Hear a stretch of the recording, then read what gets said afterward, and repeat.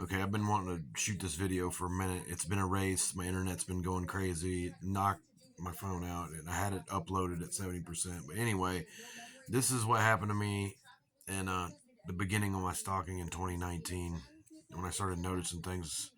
I don't know. Somebody posted something the other day that made me think about this because it was kind of similar to what I had going on. But this involves the beginning of it with the handler, um, Sam Cook, my brother, his old lady, this guy named Gleno. They helped set all this up.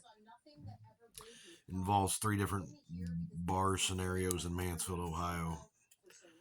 Anyway, at the beginning, I think this was around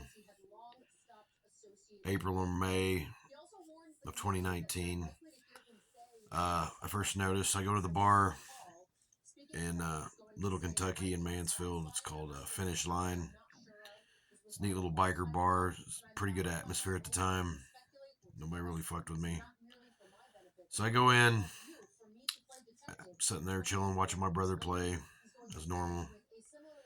And there's this guy and a group of people over my left shoulder, and he kept making weird faces and shit like he's about to burst out and crying.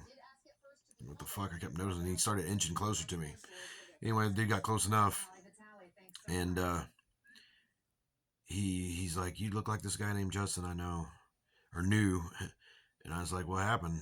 And he started crying. All these people were trying to pull him back and stuff. I thought I was about to get my ass beat or something. Because he said I look like somebody. I didn't know if he owed him money or what. But no, he said he got unalived in the parking lot.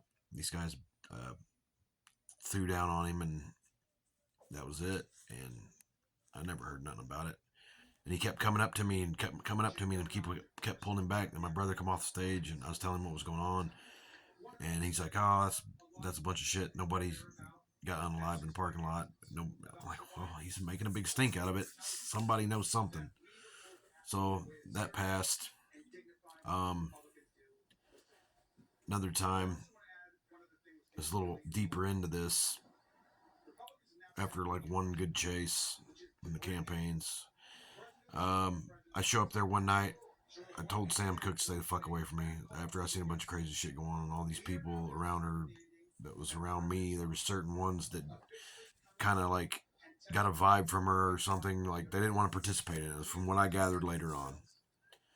And people to protect me and stuff that were sent out of the woodwork, which makes no sense. Um, I'm in there. I go in. It's cold outside. I noticed some few people playing pool up there. My brother's playing. I think this old lady was there. So I go in, and this old dude, biker looking dude's playing pool. This younger cat. We get the bullshit, and he asks me if he wants to play. I'm like, yeah. And he's like, I can't remember what the substance of the conversation was at the time, but I mentioned my brother's playing. He asked me if I was around because my accent's southern at the time. um, and then we got into it about my brother, and he's like, "Yeah, that's my old stepson." I was like, "I didn't know that." Yeah, nobody ever said anything to me about any of that stuff or who he's related to or anything, and he didn't hardly acknowledge him at all. My brother didn't acknowledge this guy, and I think Sam Cook come up, and the dude like his posture changed and everything, and he was getting real short with her. She was asking questions about who are you, what are you doing here, blah blah blah. Why are you talking to him? And he's like, "This ain't none of your fucking business. See your way out of this conversation." So she walks off, goes off, and he's like, "Hey man, you want to go outside and smoke a cigarette? Holler at you a minute." I'm like, all right, we go outside, and him and that kid, and he's like, "You're in danger." I'm like, "What the fuck are you talking about in danger?" He goes, "I'm just telling you, man, you're in big danger. Your life's in danger." He goes, I'm here to make sure nothing happens." Okay, that sounded weird. Never heard no shit like that. Well, she comes out and she's all big eyed, like, "Oh, what the fuck? What's this?" And he's like, "This is my grandson." I'm like, so I just played along. Like, yeah. She's like, "Well, you never told me about this. And I don't know who the hell you are." And he goes, "Because that's the way it's gonna be. You don't need to know. So fuck off, pretty much." So she was like, it's like put a question or a wrench in the matrix, part of the deal. Um, so she left, and that was one weird time there. Um, I remember leaving there. one night from Finish Line, my brother was playing at this other bar called 4th Street Bar in Mansfield. It's by the FBI building downtown. It's kind of weird. I heard like they were telling me that in the back of this is like a little private part of this building. It's really weird people going in this shit. Like there's had some secret shit going on. I don't want to get into all that. Um, they closed this bar down a couple years ago. Actually, like 7 years ago, after the stalking shit happened, it began with me. They shut it down because they had all these like weird bands coming in from California and weird shows. Just like it doesn't match the scenery, if you know what I mean. You can look this up on Facebook; it's still there. There's postings of it. There was a barmaid there. She was working off a debt. She was telling me like she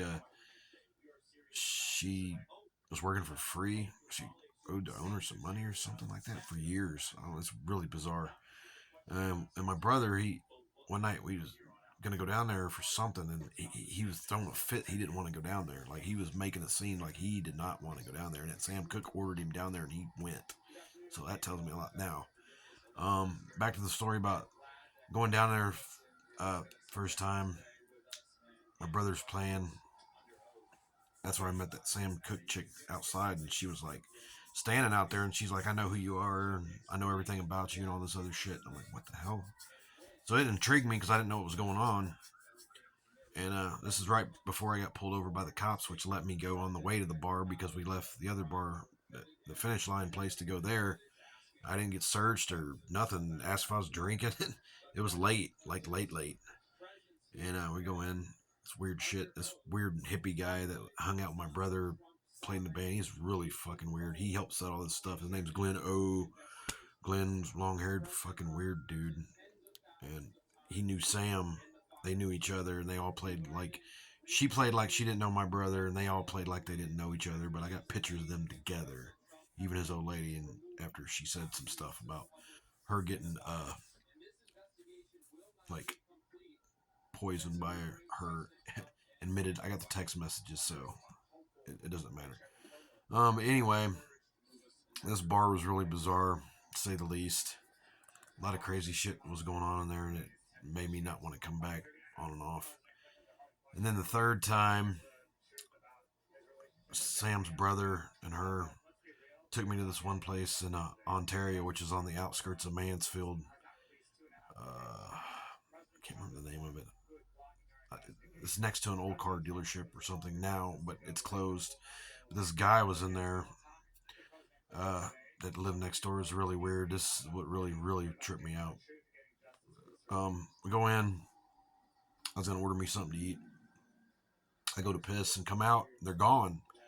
And he's sitting there, and there's only like a handful of people in the bar. And this dude's a big, muscled up guy. He literally had like it looked like somebody in the military or something. He had big muscles, black shirt, everything, nice button down shirt, blue Casey boots, uh, like a SWAT hat, like a SWAT team hat people would wear. We go outside, he starts talking to me. He's like, "I know who you are. I know where you're from. I'm from Arkansas too," and all this other shit. I'm like, "What the hell? How's he knowing?" I didn't even introduce myself to this dude. He just kept following me around, grinning, weird shit. Then we go outside, and he's like telling me he can move the trees with his hands and with powers. And then I'm about to go through a life changing thing, and I got to make choices, or I'm gonna die, and all these people are gonna come after me, and all this other shit. Then he grabs my arm, and I'm like, really like my intentions come out. I'm like, "Listen, bro, you better turn me loose." And he's like, "I'm telling you, you can't stop us. You can't stop them. Because I'm just warning you, you ain't gonna make it out of all this." I'm like, "What the fuck is he talking about?" So I'm about to leave. Sam Cooke and them come back, and I'm telling them what's going on. They're all making fun of me and this guy, and all these people show up, and they're dressed like he is. It's really fucking weird. They had button down shirts, really nice looking biker looking dudes, real big sons of bitches, real nice looking clean cut guys, black bandanas on, white, same setup. And then he snapped out of that crazy shit and went like in a normal mode. It was really weird, and I left. But the moral of the story is this: with all this stuff going on, you'll eventually figure it out or you won't. But this really got on to me, and every time I try to talk about this or upload it, something happens. But this is Hard Target. I got more to come. Y'all have a good one.